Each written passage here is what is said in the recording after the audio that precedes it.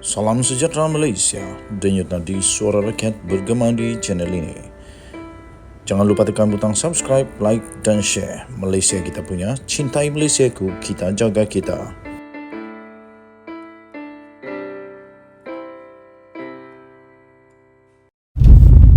Salam sejahtera Malaysia, denyut nadi suara rakyat bergema di channel ini. Waktu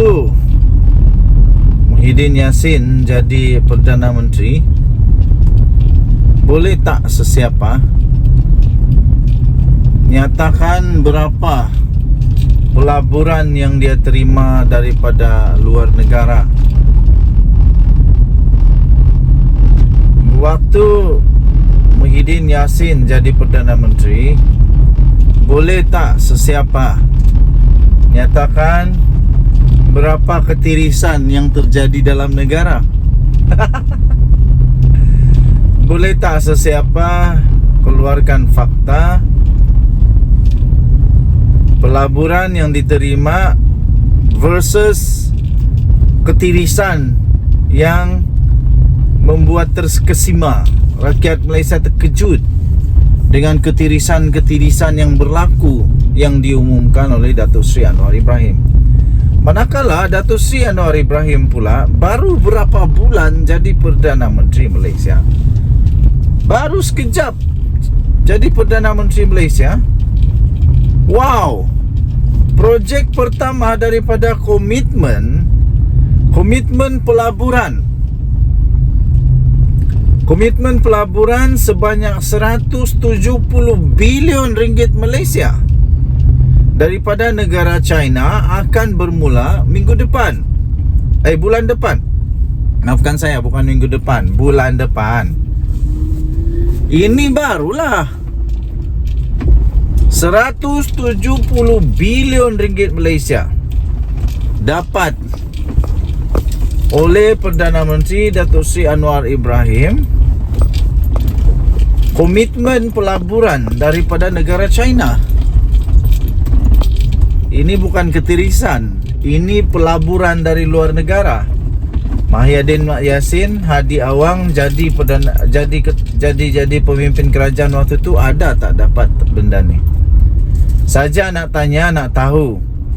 Pada waktu Hadi Awang di dalam kerajaan negara Malaysia, pada waktu Hadi Awang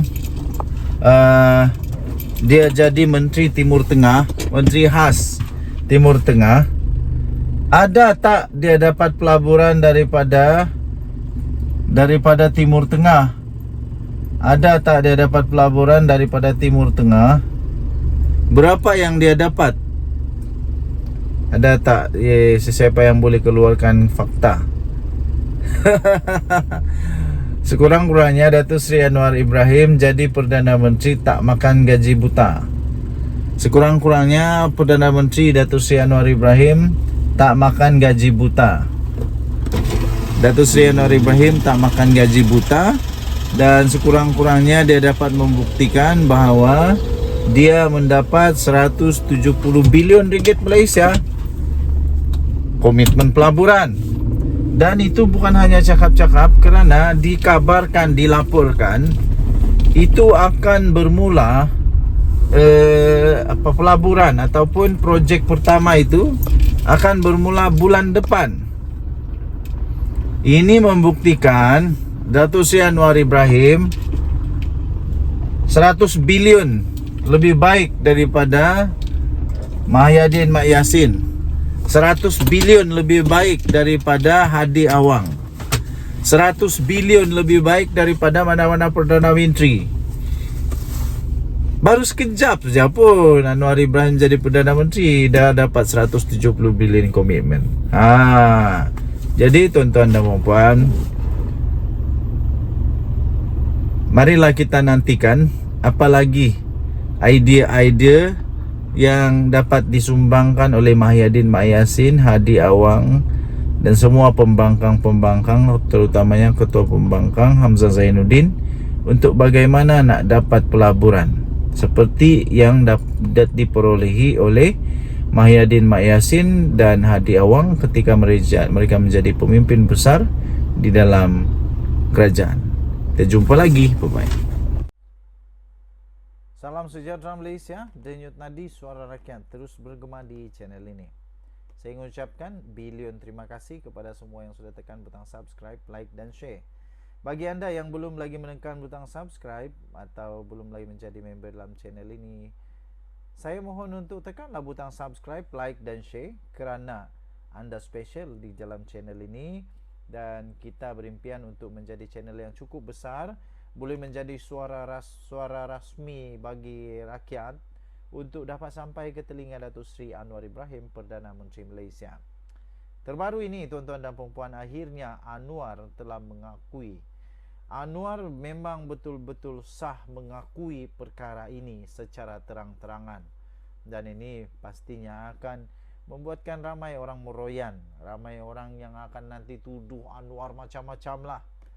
Tapi pada pendapat saya, Anwar membuat pengakuan ini kerana dia profesional.